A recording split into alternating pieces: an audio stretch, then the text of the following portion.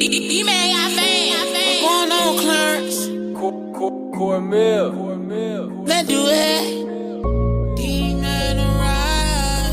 Whoa. D-Man alright. Spicy Mafia. D-Man alright. Spicy Mafia. You gotta keep it spicy. If you see a queen, you better wife it. While we litter than a lighter, makes things much brighter. So you gotta keep it spicy. You gotta keep it spicy. All right. We've got a first-time guest and someone that I've been digital friends with for a few years online. He's the great Shammah Chancellor, developer, engineer. He's been associated with Bitcoin ABC, Cloudflare, a whole bunch of big projects. And he's here to kind of talk about privacy wallets, a new project he's got in the works called Stamp. And before we get into all of that, Shammah, man, it's so great to have you on. Thanks for doing this. Thanks for having me. I appreciate it. I'm looking at the article here. It is called, published to read.cash, called Taking Back Our Identities. And it was put up 5 days ago, and what a hell of a time for this to come out. I think it's prescient. It's important as events are unfolding in front of us here in the wake of coronavirus and the legacy financial system doing its thing and people being a little frazzled. There might be, I'm hoping, maybe a return to looking at things like peer-to-peer electronic cash, and that's kind of where you come in. But before we get into your new project here, Stamp, which looks really interesting,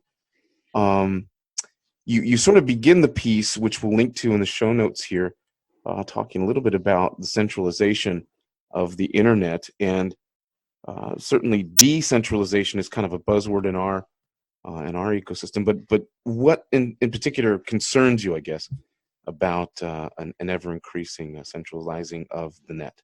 More and more, a smaller minority of people who get to decide whether you have the ability to use major platforms.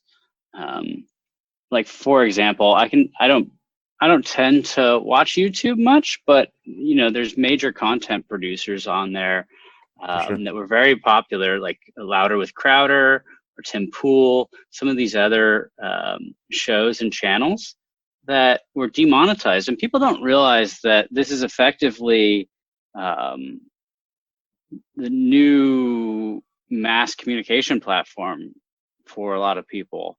And these content producers had staff. They were making millions of dollars a year on their views. And they were putting out valuable information that people relied on. And when they're demonetized, they were demonetized based on differences of opinions. Differences of opinions with the staff members that work at those companies. All those companies are based in the Bay Area where I currently live. And the majority of the people here tend to have far left sort of socialist views, ironically, even though they're working at some of the biggest capitalist companies on the planet. And so if they find you disagreeing with their opinions, the staff themselves as individuals might take action against your channel, and the other staff might not hold them accountable for that, even though it's not necessarily a good economic decision for their company overall. And we now have this situation where shareholders are very abstracted because everything's publicly traded, and like mom and pops have access to buy and sell stock. It's sort of seen as like a generalized asset, but the shareholders aren't actually like operating like business owners. They don't really take an active interest in it. And so given that these platforms have so much content flowing through them and have the ability to either remove you completely or demonetize you, they effectively control what the acceptable window of ideas are that people can exchange online. And if people never are exposed to alternative ideas, they don't have the opportunity to consider them. I personally grew up a Jehovah's Witness. And part of that worldview is that all of the all of the media that is not put out by the Watchtower Bible and Tract Society is sort of from Satan, and you shouldn't consume it. And so you get all of your information from this one source, or like one source and a few approved sources. And there's enough truth to it that when you hear other people talk about things, you think that you already know their full viewpoint and you already have an answer for why it's wrong, even though you don't actually know, because you've gotten this sort of viewpoint through a lens. And so just to summarize, like, very critical that people have access to a wide variety of information, whether you like it, that particular content or not, so people can make their own evaluations and decisions. And as this all becomes more centralized under people that are very intolerant of alternative views, society starts to constrict, and valuable information is lost that may make better decisions about how we all live our lives. And I like that you provide the contrast between so-called progressive thinkers that have all the right opinions and what would be, I guess, considered more conservative thinking, that they all sort of, I guess, rally around this point of controlling opinion and filtering in such a way. And it's, yeah, and go ahead. There's valuable information on both sides. If you really take a step back, like, they have viewpoints that are worth considering, but taken in the extreme, you end up having policies put in place that are very destructive overall. Yeah, and it's interesting that you brought up being growing up in the Jehovah's Witnesses. They're in the United States. They occupy a really interesting slice of sort of ironic freedom of ideas. They're often credited, maybe by sort of backing into it with freedom of association gains and freedom of speech gains under religious legal battles. And so it's interesting that this confluence of again, sort of the uber progressive and the uber conservative, that they each, and there's more to life than just even those two poles of opinion, I'm sure most people would agree, but your ultimate point here is that it's taking shape now in the public square amongst companies that are kind of gaining a larger and larger slice of our online activity. And so this obviously spurs a lot of ideas and a lot of thinking on your part. And somehow in the article here, that gets you thinking a little bit about Hal Finney. And so weave him into the conversation now, and his you call it a dream, which I like your phrasing, of reusable proof of work. So how do we get from the concern of centralization of the net and Hal Finney, who was he, and all that good stuff? So let me take a step back to these platforms, and then that'll give context to what Hal Finney was talking about. In the early days of early 2000s, people tended to use more federated systems. So the networks were a lot of different hosting providers sort of freely associating with one another. Like IRCs had a lot of relays. SMTP, you could send email through, it's all interoperable. And we've seen a move to these platforms like Telegram and Facebook Messenger, WhatsApp, etc., that they don't interoperate with one another. They're not federated systems. And the reason for that, I believe, is because people realized they could advertise. And it's very inexpensive to send advertising via email and Usenet and IRC. And it's very hard to get rid of it off of those platforms because they're essentially free and there's no way to verify an identity. And so we have exchanged our spam we get by moving to progressively, like SMTP, for example, is basically centralized now. To spin up a SMTP server that is going to be able to send email that's accepted by Google and these other large email providers is extremely expensive. It requires a lot of sort of a lot of sign-offs and like checkboxes from centralized authorities now. So it's not really a federated system anymore. But WhatsApp, Telegram, Facebook Messenger, Reddit, they all require you to give an email from one of these more centralized email providers. And if you spam or violate their terms of service, they're going to ban you, and they're going to ban you based on that email, and you can never get another account. So you've lost some real, like they effectively burned a real world asset. And that's what keeps spam down on these platforms. Or they're attached to a phone number, right? And a phone number is generally somewhat expensive to get, either in terms of time or money. And also thinking about this in terms of those emails, all of your identities on these other platforms are now associated with one identifier that is controlled by another organization than yourself.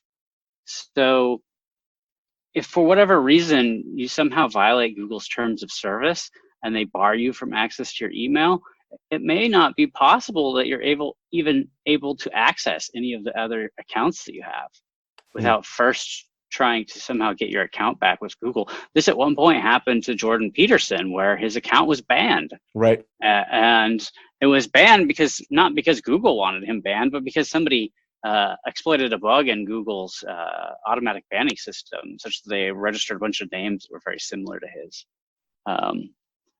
So with that in mind, the primary problem then is that we can't use these relay-based systems that are open because of spam.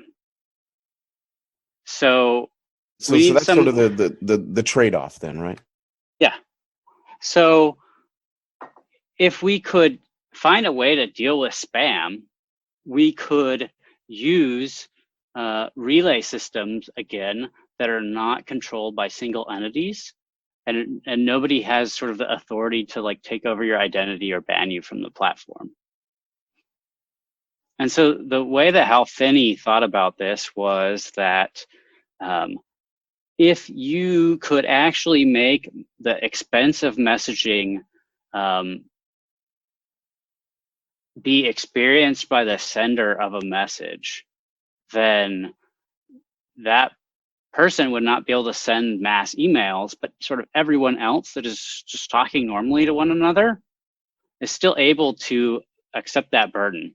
So for example, if I want to talk to you, you're a valuable friend of mine, I may have no problem sending you $10 with the expectation that when you respond to my message, you'll send it back to me. But if I want to send a mass email to everyone and sort of have an outsized impact on the world relative to my place in society, I would have to spend a lot of money to do that. And without any idea whether I would get that money back. And so I would quickly, if I'm not saying valuable things to other people, I would quickly go bankrupt. And so how did Finney address that in particular? Go ahead. So his idea, and it predates Bitcoin, was this concept of reusable proof of work. Now it's more of a thought experiment because it can't actually exist, not in the way that he envisioned it. But the idea was that you could burn some real resources to produce a hash that had a lot of zeros in the beginning, and you could attach that cryptographically to a message, and the person could on the receiving end could verify that you did some work to send that message, and then they could take that token and exchange it for a new one and use that to send another message to someone else. And if you wanted to send a lot of spam, then you would have to somehow obtain a bunch of these tokens, either by generating them or buying them from other people. And so that was his idea, but just in practice, that doesn't really work. But Bitcoin as an idea introduces a ledger and the issuance of a non-hash item, a token, that represents a past amount of hash that was performed. Now, it's not one-to-one, but in essence, Bitcoin is actually the like real functioning system of reusable proof of work that Hal envisioned. And for listeners who aren't aware of who Hal Finney was, he is certainly the I guess the first to maybe either receive Bitcoin or a lot of people think he was actually Satoshi, or was at least at the very beginnings of Bitcoin, right? And there's obviously... he was definitely the first person that received any Bitcoin, and it's possible that Satoshi was. I mean, I actually tend to think it was that Satoshi was a sort of a pseudonym for him. All right, so he's an important figure here, and the confluence of centralizing internet, ever more gatekeepers, shutting people down, leads you back to sort of the source here, Hal Finney and his early machinations, and then that leads you to do what exactly? Well, I think his idea was great, and the other thing that it ends up doing is that these tokens actually become valuable, and so they can be used to pay for lots of other things than just sending messages. They end up having some intrinsic value, and that allows for a digital cash-like system that gets rid of the other problem of centralization, which is around banks and payment mechanisms. Like, you don't need, if you have Bitcoin, you don't need to go through Square to make an online transaction to somebody else. You don't need to go through a credit card provider. It's a push-based model rather than a pull-based model that goes through a centralized system. And that friction of dealing with the banking industry has also sort of accelerated the centralization of the internet. And so I just want to make it a reality. I want to see if it will work. And so I'm trying to do that with this project I currently call Stamp. It's not, Stamp is actually the name of sort of the open source free front end to it. But the real idea is to provide a layer 2 sort of network on top of Bitcoin Cash that allows the exchange of messages. And these messages can be structured or unstructured. Like, it could be something like an email, or it could be the negotiation of a spend of a multi-sig wallet between two wallets automatically. This layer 2 network has a stamp attached to it, which is simply a Bitcoin Cash transaction that is cryptographically verifiable, that it is attached to that particular message. Okay, and so as that idea kind of works around, and you're attempting to make it, I guess, live in the real world, how's progress coming on it? Has it gone from the idea phase into the actual? I sort of know the answer to this, but I kind of want to lead the question here. Has it actually become a real world thing, or do you have code and all that stuff going? We have a very, very rough prototype. It works on testnet right now. It will exchange. So one of the nice things about this system is that your identity is essentially your Bitcoin Cash address on that, and you essentially produce a stake of some Bitcoin Cash, and that provides you with an account, and you send like a small amount of money with each message to talk to people.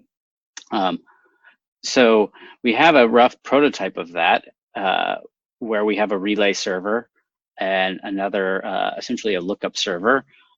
So when you scan someone's Bitcoin Cash address, it'll go to the sort of the identity system, which is all peer-to-peer, and it will look to see what your public key is and a number of other information with you, and then also look up where you receive messages, and then it can use your public key to send you encrypted messages back and forth. And so the initial prototype that uses the actual protocol, the backend network protocol, is essentially a Telegram clone that has an integrated wallet, and so you can add your Bitcoin Cash friends on there and send them money back and forth. Interesting. And how do you envision this? I mean, it's going to be obviously to kind of a remnant, a group of wonky people at first who are, somewhat tech savvy. But what's your ultimate hope for something like this? Because obviously the more centralizing forces don't seem to be going away at all. So with Stamp, what do you hope to eventually achieve? So my hope is that provide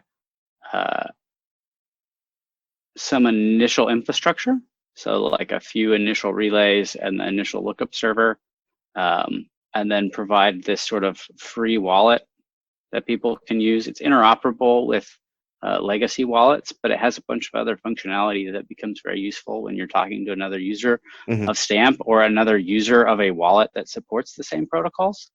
And then there's just tons of different things that can be built on top of it once you have encrypted messages that can be sent directly between two wallets. And my hope is that by sort of providing this initial experience that I'll spark people's imagination sort of in the way that Hal sparked mine, and that lots of other things will be getting built on top of it, because it just enables an insane amount of functionality on the internet that we don't currently have the ability to even produce. My hope is that that will cause the user base to expand so that there's services that are all sort of built on this protocol. And I think that if we can provide an initial sort of bootstrap to the experience, that a lot of this sort of libertarian, privacy-minded, freedom-minded people will start using it. And those individuals are very intolerant. Right.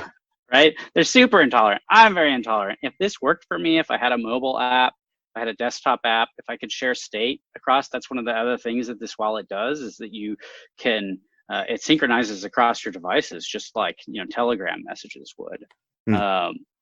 And if I had access to that, I would use it. And I also would no longer use Telegram. I would no longer use WhatsApp.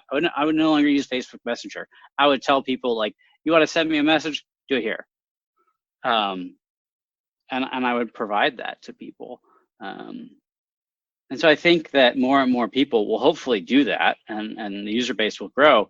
But there's sort of another interesting component here, and that is the fact that there's now payments integrated with it in a way that, like, WhatsApp and Telegram and other messaging systems can't. So as soon as somebody has this wallet, they can receive payments.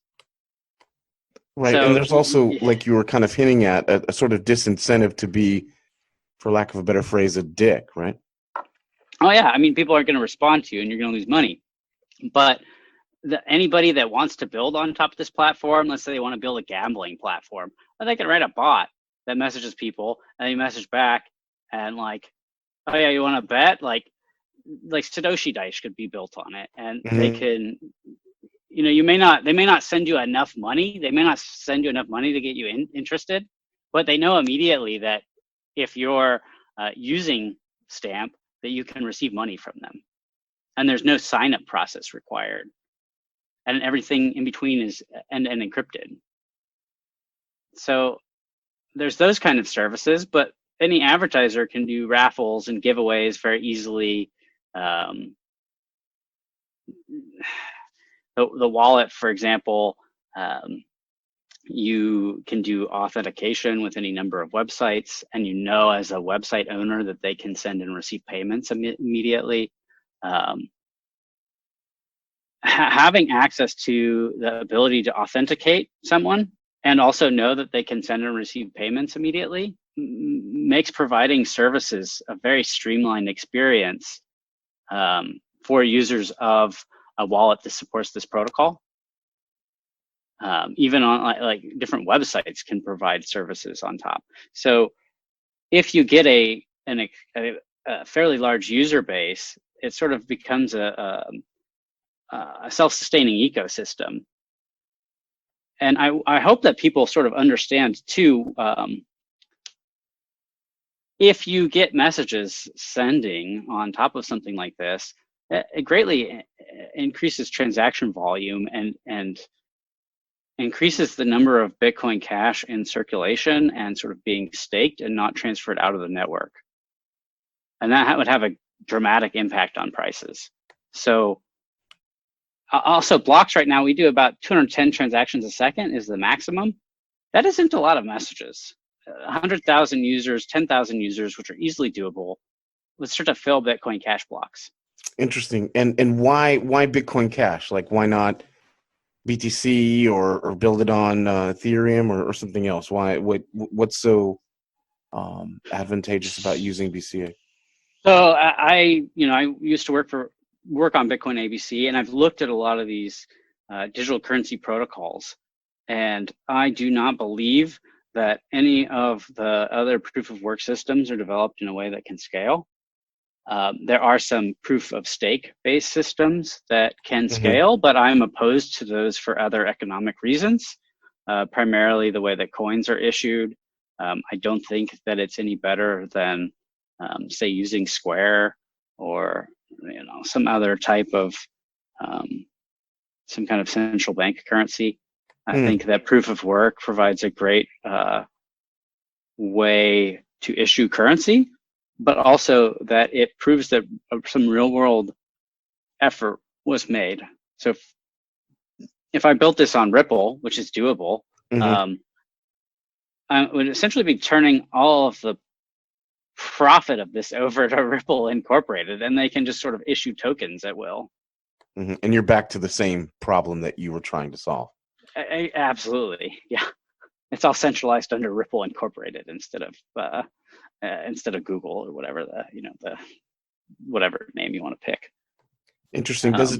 Since you've been so involved in Bitcoin for a while, and you were literally there at the birth of Bitcoin Cash, does it feel like you're sort of reinventing the idea again?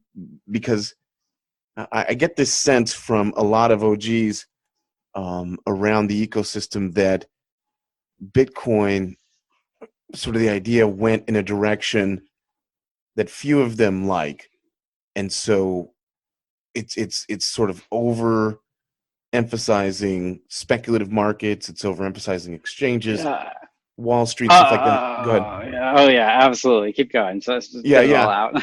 Well, what's interesting to me is that I keep seeing these projects that kind of sort of are building up again. I don't know. It's going to sound condescending, but I mean it in the most earnest way. That you're going back to basics. That you're, let's strip it of at least in the beginning, it's ease of use and all these UIs and these wallets that are attached and custodial exchanges and all this other stuff. And let's bring it right back down to basics, and let's build it again from the skeletal foundations. And this time, not screw it up. To leave it permissionless, trustless, and all that stuff. I had a question, and I kind of lost it. I think you see where I'm going, though. Like, it seems to me like you guys are kind of pulling away because you saw the direction Bitcoin is heading, and you're sort of going back to the original purpose as you understood it of Bitcoin. I 100% think that this is what the problem that Bitcoin was invented to solve, and it really pains me to see the libertarian sort of minded crowd that want to have their own currency focused on like point of sale systems and like physical use cases, because Bitcoin has a unique functionality, right? Like, what is the market niche of Bitcoin? It works as cash online. I don't have to provide my credit card number, my name, my address, my phone number to buy something from another person on the internet. And that is the value of cryptocurrency, and it enables a ton of stuff. I don't have to go, like, if I want to sign up for an email account somewhere, I don't need to give them any PII. I don't have to give them any personal information. I can just pay them some cryptocurrency and get an email account. I can pay them some cryptocurrency and get a VPN. I don't need to put in my credit card number for a VPN provider who then, if they're actually owned by China, which the vast majority of them are owned by the Chinese government, they don't know who I am. If I give them my credit card number, suddenly all the traffic that's running through that VPN provider is monitored by the Chinese government, and they know who I am. Not that, I personally don't. That's very important for people in China. It's not so important for me living in the United States. I don't care, but I have a lot of friends in China, and they need systems that can avoid that censorship, which is massive. I used to work for Cloudflare. Cloudflare operates in China. Cloudflare can turn on and off websites in China for them. And your point is less about China and more about the implications of these centralizing systems. So with Stamp, it's the word that keeps coming back in my head is restoration. Yeah, that's my hope. I really I hope that at least for a minority of people on the internet, a community can be built around this with sort of its own economic system and its own set of services from like-minded individuals. It's really, really interesting, and the implications. I don't think we're going to work out here, but it's getting the juices flowing for sure, and thinking about it more and more as you talk. So, you said you've got a real skeletal, framework up, and you've got some people working on it. You end your piece here on read.cash. Which again we'll link to in the show notes. It's fantastic reading, and the reason that I wanted Shammah on is to kind of rekindle again this sort of old spirit of removing ourselves from.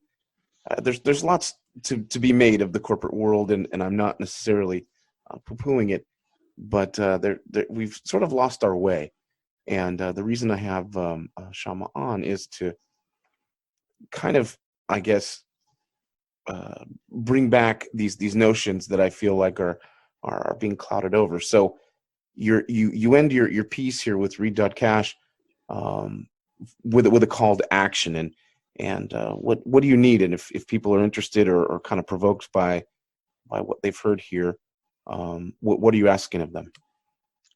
So if you're a software engineer that can develop on Electron, our initial end user GUI of the wallet is based on Electron. I'm hoping that other wallets will sort of adopt the protocol. If you can contribute to that would be extremely helpful. If you're a user and you want to play with it and get other people interested, it's all on testnet right now. We're about to release a new version. We've made some breaking changes to the protocol to make it have more functionality. And then if you have money and are like-minded, and you have a lot of Bitcoin Cash, I would implore you to donate to the project.